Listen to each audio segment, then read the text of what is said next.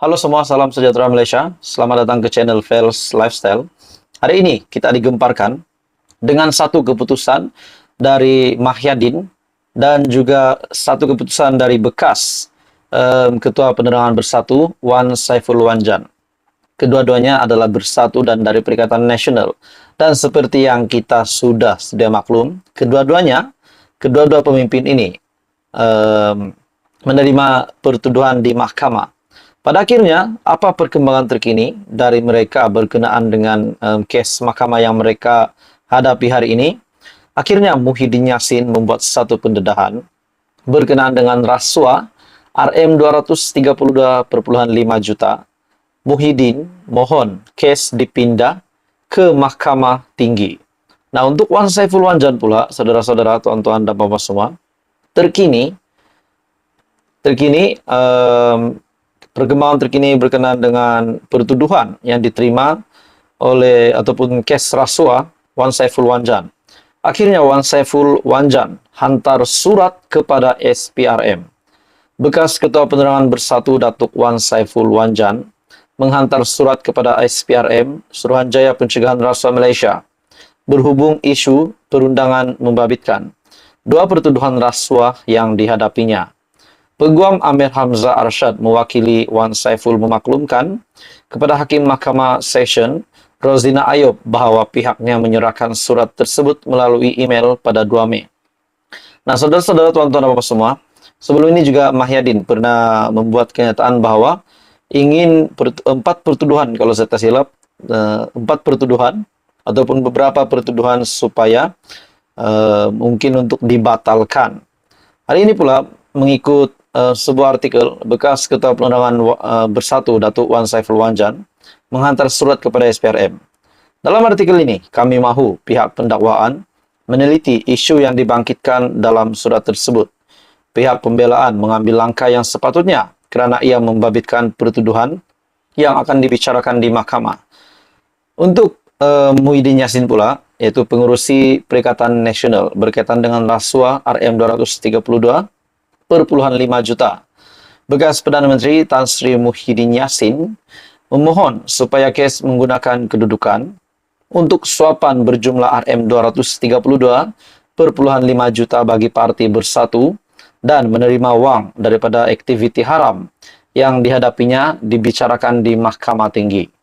Peguam Rosli Dahlan yang mewakili Muhyiddin berkata, permohonan itu difailkan pada 27 April lepas, antaranya atas alasan kes tersebut melibatkan persoalan undang-undang yang kompleks membabitkan perlembagaan persekutuan. Oleh itu, ia perlu dipindahkan dan dibicarakan di Mahkamah Tinggi, katanya kepada pemberita selepas pengurusan kes di hadapan penolong kanan pendaftar Nur Aziza Jaafar. Nah, saudara-saudara, tuan-tuan dan bapak semua, adakah layaknya, ini hanya persoalan saja, adakah Wan Saiful Wanjan dan Muhyiddin Yassin yang sudah didakwa di mahkamah, adakah mereka layak juga untuk dibebaskan ataupun dilepaskan dari dakwaan itu? Nah, persoalannya timbul di kalangan kita juga. Jadi, tuan-tuan dan bapak semua, di dalam keputusan terkini berkenaan dengan kes rasuah Muhyiddin Yassin, adalah lebih wajar bagi prosiding itu didengar dan dibicarakan di hadapan Hakim Mahkamah Tinggi yang mempunyai bidang kuasa, pengalaman luas, serta pemahaman undang-undang mendalam untuk menentukan dan memutuskan isu-isu perlembagaan, kata Mahyadin dalam afidavitnya. Jadi, saudara-saudara, tuan-tuan dan bapak semua, apa komen Anda? Teruskan bersama di dalam channel ini untuk info yang lanjut. Jangan lupa tekan butang like, share, dan subscribe. Halo semua, salam sejahtera Malaysia. Saudara-saudara, tuan-tuan dan bapak semua, selamat datang ke channel Fels Lifestyle. Info padu, info hangat disediakan di dalam channel ini. Nah, kita digemparkan dengan desas-desus kabar angin ingin menjatuhkan Anwar. Kita juga digemparkan dengan proklamasi orang Melayu yang ditaja oleh Dr. Mahathir. Akhirnya, saudara-saudara, pertanyaan ramai orang, apakah yang akan dilakukan? Apakah tindakan Perdana Menteri seterusnya untuk menerima ataupun untuk menjawab segala pertanyaan yang timbul daripada rakyat Malaysia berkenaan dengan kononnya ada kabar angin. Tapi kita tahu Datuk Seri Anwar Ibrahim masih kukuh mempunyai 148 sokongan ahli parlimen berbanding pembangkang dan tidak mungkin kerajaan akan ditukar. Tapi persoalannya, ada persoalan yang saya pasti timbul di fikiran di kalangan kita. Ada yang kata, adakah parlimen akan digantung? Nah, saudara-saudara, ini kenyataan Perdana Menteri berkenaan dengan parlimen akan digantung atau tidak. Oke, tuan-tuan dan puan semua, sebelum saya meneruskan isu hangat ini, saya meminta jasa baik Anda untuk bantu channel ini dengan menekan butang like. Anda boleh share video ini dan tekan butang subscribe.